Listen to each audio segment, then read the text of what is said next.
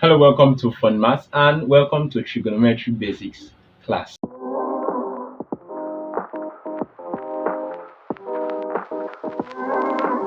Today's question says if tan theta is 3 over 4, find sine theta given that theta is in the first quadrant. I'll be using trig identities to break this question down and then eventually get sine theta. So the first trig identity I'm going to be using is sec square theta. Now sec square theta is the same thing as tan square theta plus 1. Alright, and tan theta is 3 over 4. Please take note, this will be by the side. If you have tan theta all square, it's the same thing as tan square theta. So it means that you can put in the theta and just square it, the tan theta and square it. So sec square theta, from what we have, tan theta is 3 over 4. That will be 3 over 4 square, that's square theta, plus 1. And 3 square is 9, 4 square is 16, 9 over 16 plus 1. That can also be written like this. The denominator is 16 here. Denominator here is 1. If you look for the LCM of both denominators, it's going to be 16. So this is 16. 16 divided by 16 is 1. 1 times 9 is 9 plus 16 times 1, 16. So sec square theta is equals to 9 plus 16, 25 over 16. As I said before, if this can be tan theta, it can be any trig function. So sec square theta is also sec theta all square. Alright? If it is sec theta all square, it means that I can take the square root and take it back to sec theta.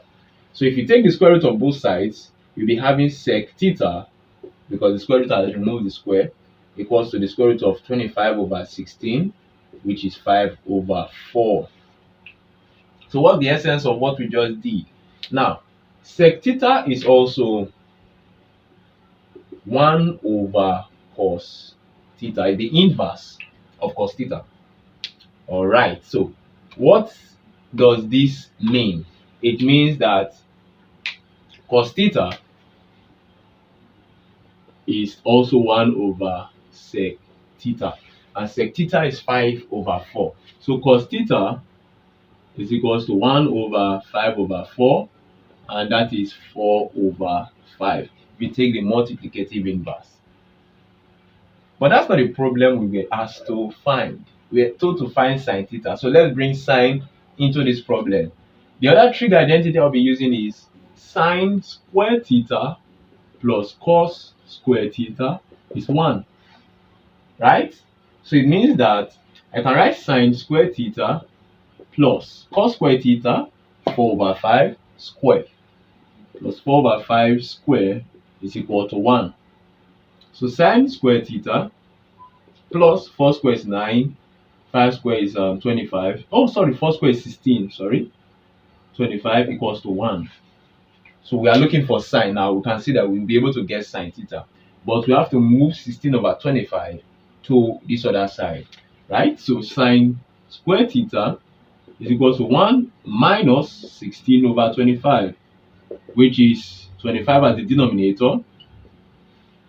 25 divided by 1 is 25 times 20 times 1 is 25, minus 25 divided by itself is 1.